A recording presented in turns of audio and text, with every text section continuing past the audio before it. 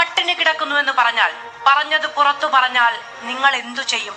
നിങ്ങൾ എന്തു ചെയ്തു കളയുമെന്നാണ്. എൻ്റെ പ്രിയ സുഹൃത്തുക്കളെ, മാധു ഒരുപക്ഷെ ഇന്നലത്തെ സോഷ്യൽ മീഡിയ അക്കൗണ്ടുകൾ മുഴുവൻ ഭരിച്ചത് മാധു എന്ന് പറയുന്ന റിപ്പോർട്ടറിലെ ആ ഒരു വാർത്ത അവതാരികയാണ്.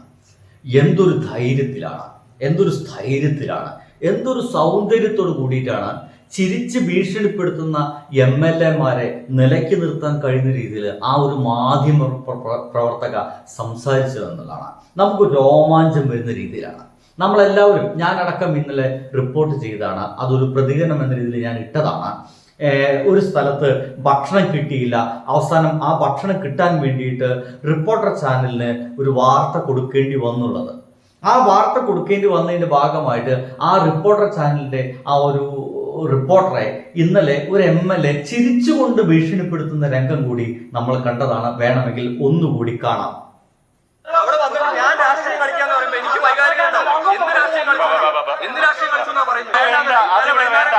ചേട്ടനോട് വന്നോണ്ട് കൂട്ടി ഇവിടെ വന്നു, ഇല്ല വരത്തില്ല ഇവിടെ വന്നോണ്ട് ഇവിടെ കിടക്കുന്ന എല്ലാവരും പുറത്തുനിന്ന് പൈസ കൊടുത്ത് മേടിച്ചാ ഫുഡ് കഴിച്ച്. കമ്മ്യൂണിക്കേഷൻ ഗ്യാപ്പ് വന്നിട്ടുണ്ട്. ഇനി ആ ചിരിച്ചുകൊണ്ട് നിൽക്കുന്ന നമ്മുടെ MLA-യുടെ ഒരു ഭീഷണിയാണ്. അതുകൂടി നമുക്കൊന്ന് കേൾക്കാം കേട്ടോ.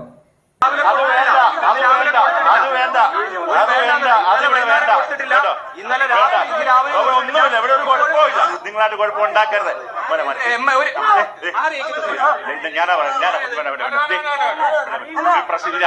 വേറെ രീതിയിൽ നമ്മള് പറയാം.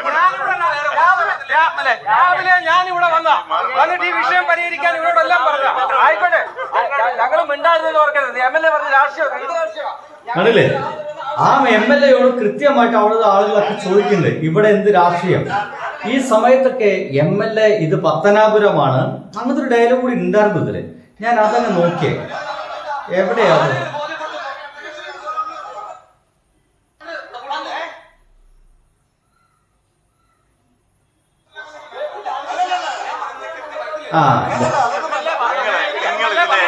കാണിക്കുന്നതൊക്കെ എനിക്കറിയാം. അതിവിടെ നടക്കുകയല്ല, ഇത് ചങ്ങനാശ്ശേരിയാ, അതിവിടെ നടക്കുകയല്ല. കണ്ടില്ലേ? ഇതാണ് രംഗം. അതിവിടെ നടക്കുകയല്ല, ഇത് ചങ്ങനാശ്ശേരിയാ. ആ ചങ്ങനാശ്ശേരി എന്നൊക്കെ പറഞ്ഞിട്ട് ചിരിച്ചു കൊണ്ടിട്ടുള്ള, കൈ ചൂണ്ടിക്കൊണ്ടുള്ള ഒരു ഭീഷണി ഉണ്ടല്ലോ, അത് നമ്മുടെ ജനാധിപത്യത്തിന്റെ ഒരു നാലാം തൂണിന് നേരെയാണ് ആ ഭീഷണി. കാരണം ചില യാഥാർത്ഥ്യങ്ങൾ, മൂടി വെക്കപ്പെട്ട സത്യങ്ങൾ, അത് മുഴുവൻ തുറന്ന് കാണിക്കുക എന്നുള്ളതാണ് മാധ്യമ പ്രവർത്തകരുടെ ജോലി. എന്തെങ്കിലും എവിടെയെങ്കിലും നിങ്ങൾ മൂടി വെച്ചിട്ടുണ്ടോ, എവിടെയെങ്കിലും നിങ്ങൾ എന്തെങ്കിലും കള്ളത്തരം ചെയ്യുന്നുണ്ടോ, അത് തുറന്ന് ജനങ്ങളുടെ മുമ്പിൽ തുറന്നു കാണിക്കുക എന്നുള്ളത് മാധ്യമങ്ങളുടെ ഒരു തൊഴിൽ തന്നെയാണ്. അതവർ കൃത്യമായിട്ട് ചെയ്യുമ്പോൾ ചിലപ്പോൾ ഈ ആളുകൾക്കൊക്കെ, കതറിട്ട ആളുകൾക്കൊക്കെ ചിലപ്പോൾ ഒരു വിഷമം തോന്നും. അതിന്റെ ഭാഗമായിട്ട് ആ ഭീഷണിയെ അതിഗംഭീരമായ ഭാഷയിൽ മാധു വിമർശിക്കുന്നുണ്ട്. കാണേണ്ടതാണ്, കണ്ടിട്ടില്ലെങ്കിൽ കേട്ടോ. പിള്ളേര് പട്ടിണി കിടക്കുന്നുവെന്ന് പറഞ്ഞാൽ പറഞ്ഞത് പുറത്തു പറഞ്ഞാൽ നിങ്ങൾ എന്തു ചെയ്യും? നിങ്ങൾ എന്തു ചെയ്തു കളയുമെന്നാണ്.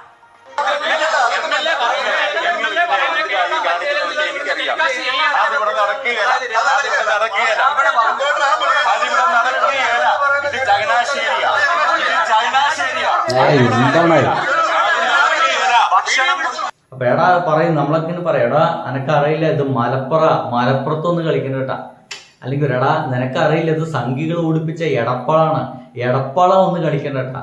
എന്തോ എടപ്പാള എന്തൊരു വലിയ സംഭവമാണ്, കേരളത്തിന് പുറത്താണ് എന്ന രീതിയിലാണ് ഇത്തരം ആളുകളൊക്കെ സംഭാഷണം നടത്തുക. അതായിട്ടൊക്കെ എനിക്ക് തോന്നിപ്പോയി. ഇങ്ങനൊക്കെ സംഭാഷണം നടത്തേണ്ടതുണ്ടോ? എത്ര നീറ്റായിട്ട് അത്തരം വിഷയങ്ങളൊക്കെ ഇടപെടാമെന്നുള്ളതാണ്. നോക്കൂ,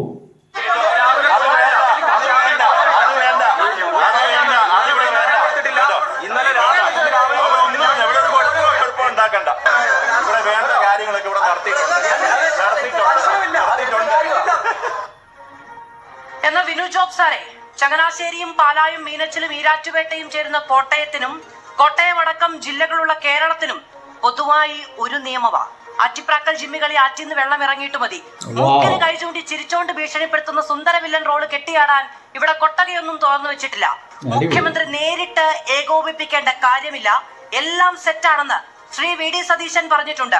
MLA-മാരെ ഏകോപന യോഗത്തിന് വിളിക്കാത്തത് പണി മര്യാദയ്ക്ക് നടക്കാനാണെന്നും പറഞ്ഞിട്ടുണ്ട്.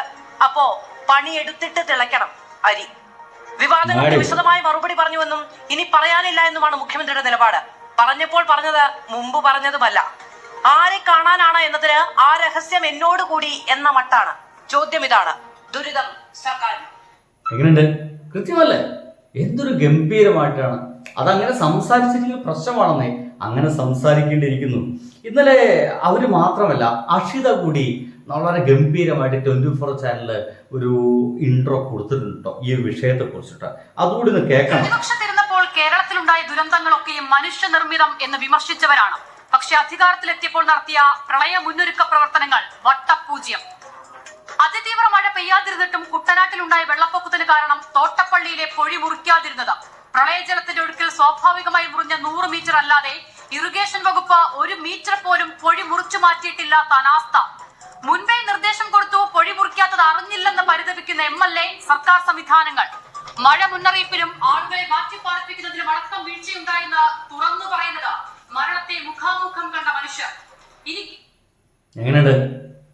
എനിക്കൊരു ഭയങ്കര സന്തോഷം തോന്നിപ്പോയത്. ഞാൻ വിചാരിച്ചത് ഇവരെല്ലാം കുടലൂതുമെന്നാണ് അല്ലെ, മാധ്യമങ്ങളെല്ലാം നിലവിലുള്ള സർക്കാരിൻ്റെ ഒരു ഗോദി മീഡിയ ആയിട്ട് മാറും എന്നാണ് വിചാരിച്ചത്. പക്ഷേ ഗോദി മീഡിയ ആണ് ചില ചാനലുകളെല്ലാം, ഏഷ്യാനെറ്റ് ചില ചാനലുകൾക്ക് നന്നായിട്ട് ഗോദി മീഡിയ കളിക്കുന്നുണ്ട്. പക്ഷേ ചില വിഷയങ്ങളിൽ, നമ്മുടെ ജനങ്ങളെ ബാധിക്കുന്ന ചില വിഷയങ്ങളൊക്കെ ഗംഭീരമായിട്ട് സംസാരിക്കാൻ ചില ചാനൽ പ്രവർത്തകരെങ്കിലും തയ്യാറാവുമെന്നുള്ളതാണ്. ഇനി ഇപ്പോൾ അക്ഷിത സംസാരിച്ച ഇത് 24 ചാനലിലെ നായരിച്ചേട്ടൻ വന്നിട്ട് അത് ഡിലീറ്റ് ചെയ്യുമെന്ന് പറയാൻ പറ്റില്ല. കാരണം ഒരിക്കലും അങ്ങനെ ഡിലീറ്റ് ചെയ്യപ്പെട്ടതാണ്. ഒരു വീഡിയോ അങ്ങനെ ഡിലീറ്റ് ചെയ്യാൻ പറഞ്ഞതുമാണ്. എന്തിനേറെ ഏഷ്യാനെറ്റിൽ പോലും അങ്ങനത്തെ ഒരു വാർത്താവതരണ പരിപാടി ഗോദി മീഡിയയുടെ ഭാഗമായിട്ട് ഡിലീറ്റ് ചെയ്യപ്പെട്ടിട്ടുണ്ട്. എന്തായാലും ഇതിപ്പോ കേട്ടോളൂ, ചിലപ്പോൾ ഡിലീറ്റ് ചെയ്യപ്പെടാം. ക്യാമ്പിലോട്ട് മാറ്റിയിട്ടോ കിടപ്പ് രോഗികൾ അടക്കമുള്ള ക്യാമ്പിൽ കഴിയുന്ന മനുഷ്യർക്ക് ഭക്ഷണം എത്തുന്നില്ലെന്ന് പരാതി പറയുന്നത് അവിടെ ദിവസങ്ങളായി കഴിയുന്നവർ.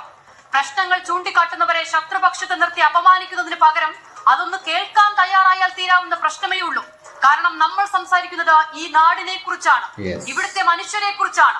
വെള്ളപ്പൊക്ക ദുരിതം പറയാൻ വിളിച്ചിട്ട് മുഖ്യമന്ത്രിയും റവന്യൂ മന്ത്രിയും ഫോൺ എടുക്കുന്നില്ലെന്ന ഒരു ഭരണപക്ഷ MLA-ക്ക് പറയേണ്ടി വരുന്നത് എത്ര ഗതികെട്ട അവസ്ഥയിലായിരിക്കും. മഹാപ്രളയത്തിന്റെയും കോവിഡിന്റെയും കാലത്ത് അന്നത്തെ മുഖ്യമന്ത്രി പിണറായി വിജയനെ ഫോണിൽ വിളിച്ചാൽ മുഖ്യമന്ത്രി തന്നെ ഫോൺ എടുക്കുകയോ 10 മിനിറ്റിൽ തിരിച്ചു വിളിക്കുകയോ ചെയ്യുന്നത് അത്ഭുതപ്പെടുത്തിയിട്ടുണ്ടെന്ന് പറയുന്ന ഒരു MLA ഉണ്ടായിരുന്നു. അത് നിങ്ങൾക്ക് സംശയമുണ്ടോ? നമ്മുടെ കേരളത്തിൽ സംഭവിച്ചതാ. അതായത് നമ്മുടെ ഇപ്പോഴത്തെ മുഖ്യമന്ത്രി ശ്രീ വി ഡി സതീശൻ മേനോൻ, അദ്ദേഹം ഒരിക്കൽ നമ്മുടെ പഴയ മുഖ്യമന്ത്രിയായിട്ടുള്ള പിണറായി വിജയനെ കുറിച്ചിട്ട് പറഞ്ഞൊരു ഡയലോഗായിരുന്നു. ഇനി സംശയമുള്ളവർക്കാണ് വേണമെങ്കിൽ കൃത്യമായിട്ട് വായിക്കാം. യെസ് അല്ലെങ്കിൽ നോ, രണ്ടായാലും തീരുമാനങ്ങളുണ്ട് പിണറായിക്ക്. വി ഡി സതീശൻ MLA മഹാപ്രളയത്തിൻ്റെയും കോവിഡ് മഹാമാരിയുടെയും കാലത്ത് ചില കാര്യങ്ങൾ ശ്രദ്ധയിൽപ്പെടുത്തുന്നതായി ഞാൻ മുഖ്യമന്ത്രി പിണറായി വിജയനെ ഫോൺ വിളിച്ചിട്ടുണ്ട് പലവട്ടം. ഒന്നുകിൽ അദ്ദേഹം തന്നെ ഫോൺ എടുക്കും, അല്ലെങ്കിൽ 10 മിനിറ്റിനകം തിരിച്ചു വിളിക്കും. എന്നിട്ട് പറയുന്ന കാര്യം ശ്രദ്ധിക്കും. അതിനുശേഷം ഒരു മറുപടി അദ്ദേഹമോ ബന്ധപ്പെട്ട ഉദ്യോഗസ്ഥരോ നമ്മെ അറിയിക്കും. അതിനെ തീർച്ചയായും അത്ഭുതപ്പെടുത്തിയിട്ടുണ്ട്. സംസാരിച്ചാൽ യെസ് എന്നോ നോ എന്നോ പറയും. നോ എന്നാണ് പറയുന്നതെങ്കിൽ അതിൻ്റെ കാരണവും വ്യക്തമായി പറയും. യെസ് ആണെങ്കിൽ അത് ഗൗരവമുള്ള കാര്യമാണ്, അത് ശരിയാണ് എന്ന് പറയും. എന്നിട്ട് വേണ്ട നടപടി സ്വീകരിക്കും. എന്തായാലും വിളിച്ചാൽ ഒരു തീരുമാനം ഉണ്ടാകും. രാഷ്ട്രീയ നേതാവ്, മുഖ്യമന്ത്രി എന്നീ നിലകളിൽ എനിക്ക് അദ്ദേഹത്തോട് അടുപ്പം തോന്നിച്ച ഒരു ഘടകമാണിത്. ഇത് അന്നത്തെ MLA V D Satheesan, Shri V D Satheesan ഒരു പത്രത്തിൻ്റെ ഒരു ബൈറ്റ് എന്ന രീതിയിൽ പറഞ്ഞ കാര്യമാണ് പിണറായി വിജയനെ കുറിച്ച്. ഇന്ന് നമ്മുടെ ഇദ്ദേഹത്തിൻ്റെ എന്താ പറയുക, ഈ മന്ത്രിസഭയിലെ ചില MLA-മാർക്ക് കൃത്യമായിട്ട് പറയാൻ കഴിയുന്നു, അദ്ദേഹം വിളിച്ചാൽ ഫോൺ എടുക്കുന്നില്ല എന്ന് ഞാൻ പ്രതീക്ഷിക്കുന്നു. കാരണം ഇപ്പൊ ഞാൻ എല്ലാവരെയും വിളിച്ചുകൊണ്ടിരിക്കുകയാണ്. ഞാനിപ്പം റവന്യൂ മന്ത്രിയെ വിളിച്ചു, കിട്ടിയില്ല. മുഖ്യമന്ത്രിയും രാവിലെ പുള്ളിയുടെ നമ്പറിൽ ഞാൻ വിളിച്ചു, കിട്ടിയിട്ടില്ല. കാരണം പറയാൻ ഇങ്ങനെ, കാരണം നമ്മുടെ പ്രശ്നം എന്ന് പറഞ്ഞാൽ കുട്ടനാട്ടില് കേട്ടല്ലോ അല്ലേ. നമസ്കാരം, ബൈ.